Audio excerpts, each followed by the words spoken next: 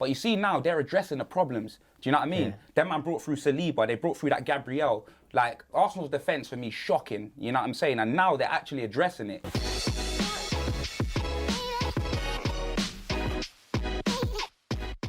Right, lads, this week we are talking about a topic that I think I'm going to thoroughly enjoy. We're talking about signings of the summer, transfers.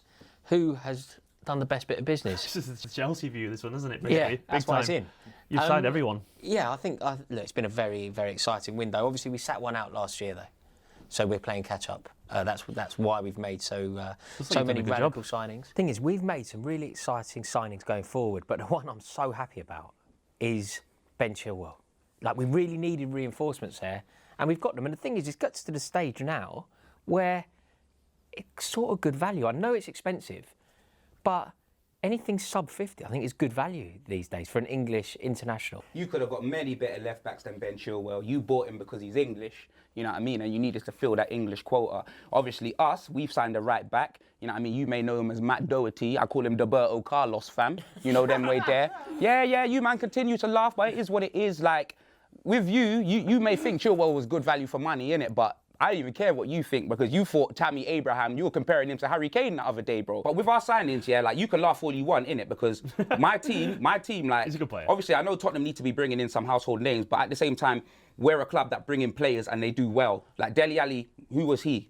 You know what I'm saying? We bring in players, and we need it. I keep saying it, bro. We've had nothing in the middle. We're Bagel FC, you know what I'm saying? So we needed a DM, innit? We didn't need no direct message. We needed a defensive midfielder. 100%. That is what we needed, innit? Yeah. So for me, like, we're addressing the problems. Good bit of business as well, because Walker Peters went the other way, didn't he? Yeah, bro. So you ended up paying about 3 million. We spent less than 30 million on 2 players. Matt Doherty, Roberto Carlos. You can talk to me about 50 million, Chilwell, this, that, and the other. Any Leicester fan will tell you that they're laughing. You know what I mean? Like, they'll tell you that they got the better end of the deal. For 50-something million, mate, do you know what I'm saying? Think about it. If you use Man City as the example here, yeah. Manchester City have negotiated with Bournemouth, who are relegated, and spent 40 on Ake. Yes. So but they're negotiating with a club that have gone down. We're negotiating with a club that are in Europe for an English player, and we've paid 50. Yeah. Surely also compare that to Leicester selling Harry Maguire to Manchester United for 80. Surely all of those things. Ake, relegated club. Maguire, same club, the same selling club.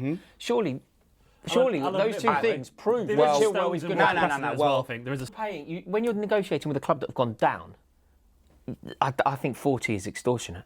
I think it really is. Football, isn't it? But Nathan Ake... So you're saying it's extortion, but what you just regardless say... what you want to say about extortionate, though, Nathan Ake is a proven Premier League player. Yep. You know, regardless. You know, he has gone down, and I understand that, but he is still a standout player in that team. Ake has pace. I mean, I'm not saying he's going to be like, Van Dijk or anything like that, or even maybe he won't even be Laporte, but he has leadership, he has desire, he has pace, he's tenacious, he's likeable. And I think he will improve Manchester City's defence. He's better than Stones, he's definitely better than Otamendi, he's definitely better than Fernandinho there, he's definitely better than Eric Garcia there. So he does actually improve our team, even if he is nominally a backup to Laporte. With Liverpool, I think you lot need to refresh the squad, innit? Like, are you happy with one signing? See, this is the thing. Now, one thing that I want to establish is that I absolutely agree with the fact that the Premier League teams, especially when they're on top, they need to fight to keep improving, mate, to keep on top, because teams do notice shit out, and I think that's one thing that's happened with Liverpool. But I'm talking about it a lot, mate. You look at players like Robbo, you look at players like Gini Wijnaldum. These players didn't come into the club as game-changing players, lads.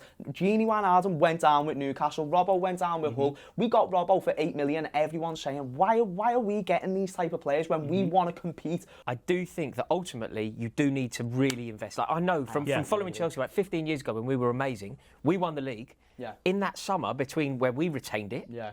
In that summer, we went and signed Michael Essien. The whole world were looking at Michael Essien. Yeah. Who is this bloke? Chelsea had just won the league. We had the best midfield in the league. And we went and signed the best midfielder. Everyone's going, where's he? He's not even going to get in the team. Yeah. Of course he did. And I think that Liverpool could be in that moment where they are clearly the best team in the country. Yeah. But there is a chance that you may suffer from stagnation. Should you not have made sure you signed Timo Werner? Timo Werner, Yes, I wanted definitely. to go and sign him. If you're asking me personally, do I want Werner? Of course, but Jurgen Klopp's stubborn, mate, and he knows about his team. But also, it's worked for him since the second he's got into the club. He's brought the players that he wants. Signings that annoy me are the ones Arsenal are making, because you see when Arsenal signed Pepe and all them, man, I was laughing because they have no back, fam. You know what I mean? Miley Cyrus FC, fam. I said it already, innit? That man got no back, innit? But you see now they're addressing the problems. Do you know what I mean? Yeah. That man brought through Saliba, they brought through that Gabriel. Like, Arsenal's defence for me, shocking. You know what I'm saying? And now they're actually addressing it. Willian seems solid. Like, he seems like a decent little player for Arsenal. You know, like he's not a bad squad player, is he? It's a good. I think. Yeah, it's a good I think he's signing. all right. He always Because does all right There at seems City. to be this thing in football support where everybody's always on about like a 5-year plan. What does it mean for the future? What does it mean about where are we going to be at the end of this? And I think that sometimes people do that to the detriment of the here and now. How old is he? And Willian is a good signing for Arsenal today. Whether they should have put him on a 3-year deal is a different conversation. But does he improve them? Does he improve them going into this season? Willian, 100%. Willian. Does this not intimidate you slightly? What? Willian on one wing, Pepe on the other wing with Aubameyang up front. That's a scary front line. How's Willian gonna? Nah. I think that's a very intimidating I front understand line. what we're talking about. Willian, Pepe and who? Even if Willian doesn't go straight, That would make me scared. Zaha's scary, but if Willian came straight into the team, even not to be a first team player, literally as we were saying before about Van der Beek, mate, it never hurts to add another option. And we know, 100%. regardless how They're a young team as well, often they've got he a lot of comes young into the players. team, how often he comes into the first team's irrelevant, but when he does come in, as long as he does offer that just little bit of something, which we know Willian can do, then mate, especially around those You know players, what, yeah, you know Lacazette, what, Aubameyang and all that. Who's your signing of the summer then? It has to be the Don, innit? Donny Van der Beek, fam. Is that the Yeah, signing? of course, blood.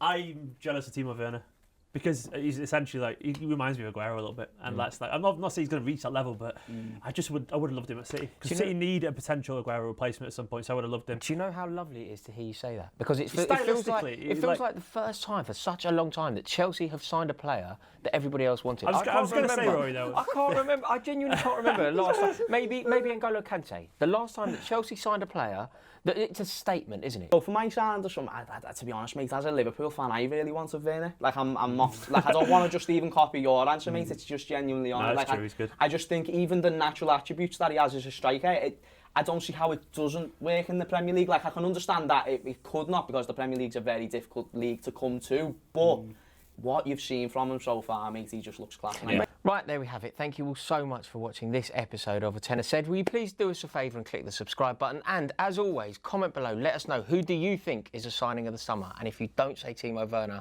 I will find you. See you on the next episode. Bruv, man ain't Liam Neeson, fam. Say the button, regardless, but I will find you.